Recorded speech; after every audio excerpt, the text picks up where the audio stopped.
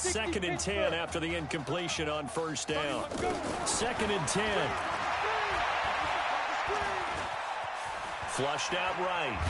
And time finally runs out. He can't get rid of the football, and he's taken down. And here the pressure from the outside linebacking spot. And normally when that happens and they're able to get home, that means the other guys on his team helped him out a lot. That they occupied people to allow it to be no less than a one-on-one situation, allows him to get home.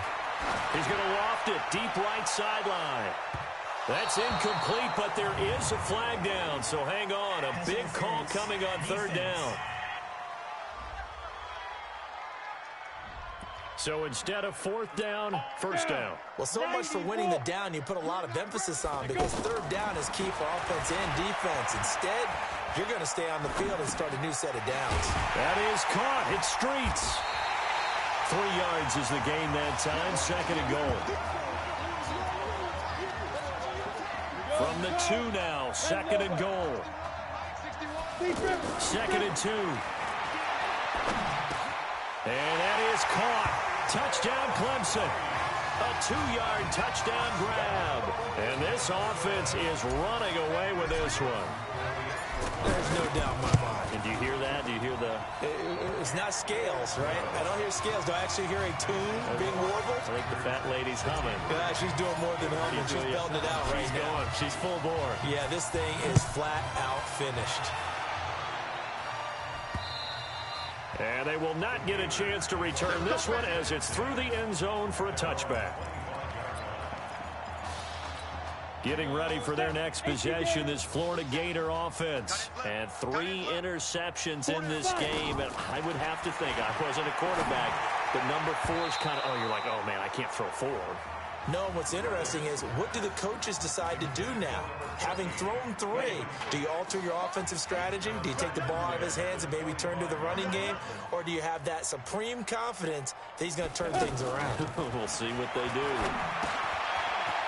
Here's a pass swung out left to his running back. And he loses the football a second time. And this will be scooped up by the defense. All right, you've had to put up with me in this booth. I'm going to try and be simple this time and succinct. It simply has not been their night. No, I think that fumble's kind of indicative of how this whole evening's gone, isn't it? Without a doubt. I mean, they've tried, but nothing has ever really taken throughout the game. That's why they're down so big. And he's brought down at the 34. Call it a gain of 4. Second and 6. Bottom line, they want to keep nowhere to escape, and he goes down. Well, free safety blitz, that can be a gamble, but it proves fruitful there. Yeah, you're exactly right about the gamble, because oftentimes the free safety is the last line of defense against a long pass. And when he comes at the quarterback, he'd better get home and make the play. Otherwise, a big play could result for the offense. He's going to let this go for the end zone. That's going to be knocked away and incomplete. Fourth quarter, you got the big lead. If you're coaching, Charles, you still taking shots like that downfield? I'd be a little more concerned with running some clock and making sure you're taking care of the lead, because you keep flinging it around, you throw a couple of picks, you can put yourself in jeopardy. So they recovered the fumble, but ultimately could not take advantage of the short field. Definitely a lost opportunity right there. I mean, they were in prime position to put 6 on the board, ended up settling for 3. And this will be a touchback as that sails over the end line.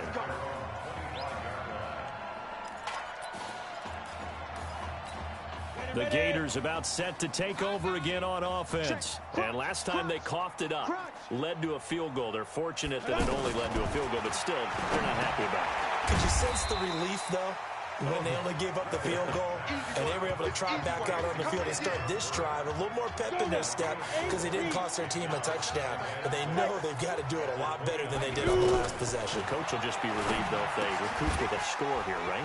I think coach will be ecstatic. And I think the ball's out, and the defense will get their hands on it, going the other way. And I don't know that fumble's going to matter a whole lot. You look at the deficit here in the fourth. It doesn't matter. The coach on the sideline still scratching his head. Yeah, not only scratching his head, but probably writing a note or two about, we're going to address this come practice next week, because maybe that's the reason we're down this far. Doesn't matter at this point, but being sloppy throughout the game, not going to help them improve. He got 29 yards that time. Now a play fake here on first down. And he's going to go down. Sacked right around the 17. So after the sack, they'll come up on a still manageable 2nd and 13. 2nd and 13. And that is caught. Touchdown, Clemson. From 17 yards out. And the fumble recovery leads to 6 points. And, my friend, I think it's safe to say that this game is pretty much deceased at this point. It's taken a knee, so to speak. It is definitely this victory formation. Take the snap, take the knee, call it a night, call it a game, call it whatever. I agree with you totally. I don't think there's much left to get except for those who want to run up the score. I knew this was over about a minute ago when you took your stat sheet and just flipped it over your shoulder in the trash can. Yeah, that's similar to the guys cutting tape off right before the game's over. We know this thing's done.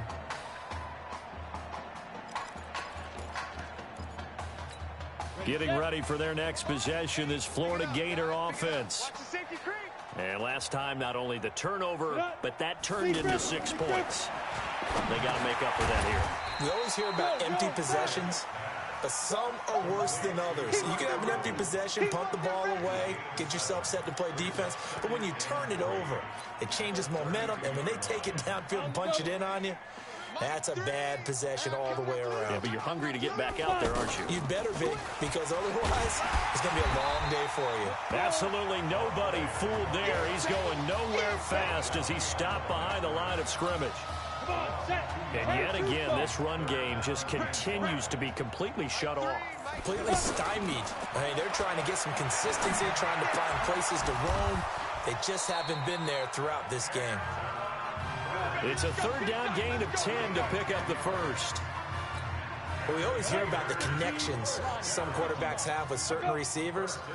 I think this guy has a connection with just about everyone. Didn't mind throwing it in there against double coverage to him. Shows some confidence, supreme confidence. Big-time confidence that he would make the play for him, and he did. It's another 10 yards on that one and another first down. They sure put the coverage guys in a stress on that one. They thought they were going deep.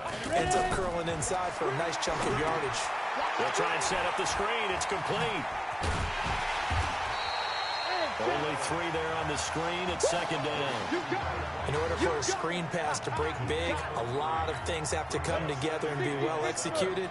But all it takes is one small thing to go wrong and keep it from being a big game.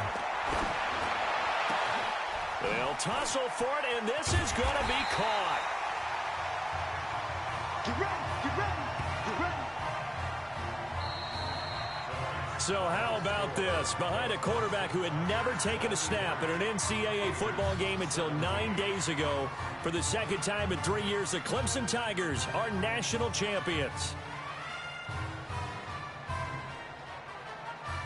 Ladies and gentlemen, please turn your attention to the podium at midfield for the presentation of the College Football Playoff National Championship Trophy as we present your college football national champions, the Clemson Tigers. Jack Ford. Talk about a long shot. And as a man who's known as the quarterback whisperer, and I suggest you trademark that, by the way, how are you feeling about your quarterback right now? I tell you, this kid's amazing. He worked around the clock to prepare for this game. I never seen anything like it. And I am so proud of what he's done, and under this kind of pressure. Hope all you NFL scouts out there are paying attention, because this kid's special. Come on. You deserve it, son. Congratulations. Coach, this is you. This is great. Thank you. A perfect end to a too short season. You're leaving here a champion. It's better than I ever thought it would feel. I can't even describe it, really. It's just to be up on this stage, celebrating with these guys. It's perfect. It's just perfect. It is a perfect end, but it seems like you put up a pretty good case that it shouldn't be today. How do you feel about that? I think I gave myself a shot. If the NFL comes calling, I'll pick up the phone. But this guy over here, the trophy, man. Absolutely.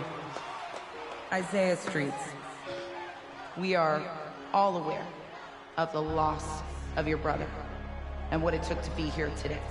But can you tell us, in this moment, how you're feeling right now? It's lots of feelings, Taylor. I made a promise to my brother that I was gonna... You know, none of this would have been possible without this man right here. This dude came into an impossible situation. He's got heart. Love you, man. Yeah, I love you, man. See? This was for you, baby! Yeah! This was for you! Yeah! And let's go! A lot of emotions out on the field tonight. This is what football is all about. About getting hit and getting back up. And as you can see, in a season that was characterized by overcoming, these guys did just that and won a national championship. Back to you guys.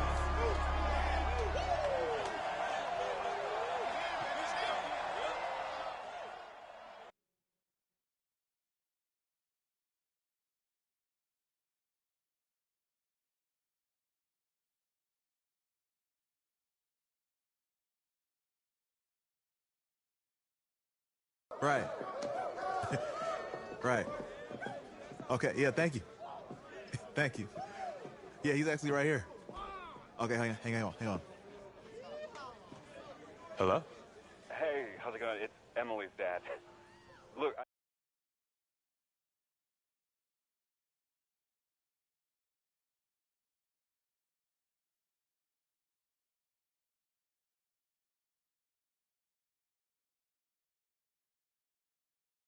I know that you got a lot on your plate, and I don't want to take up too much of your time, but I did want to tell you that Emily's out of her surgery, and she is doing great.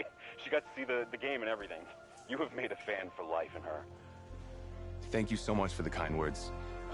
Please, have Emily stay in touch. I will. Thank you. All right, bye. Take care. Even, baby.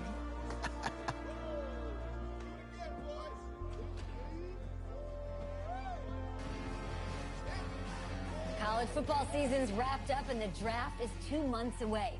Today we kick off the NFL Scouting Combine. Over the next 7 days, more than 300 college prospects will run, jump, catch, and throw for NFL coaches and scouts. Kyle, who's your player to watch? Okay, it's the mythical backup quarterback who just won a national championship. This guy who's played in 2 games. 2 games, and we're saying maybe a 3rd-round pick? Come on, the hype is unreal. God, he did win a national championship. Yes, he did. It was incredible. Peter, 8 quarters of football, 3rd-round pick. Get out of here. If he blows up the combine like some people expect, he could be a 1st-round draft No way. pick. No, Nate, no way. Listen, this isn't a particularly strong draft class for the quarterback position. And you know when that happens, teams get desperate for that QB, and they start to reach a little bit. Guess we'll find out soon.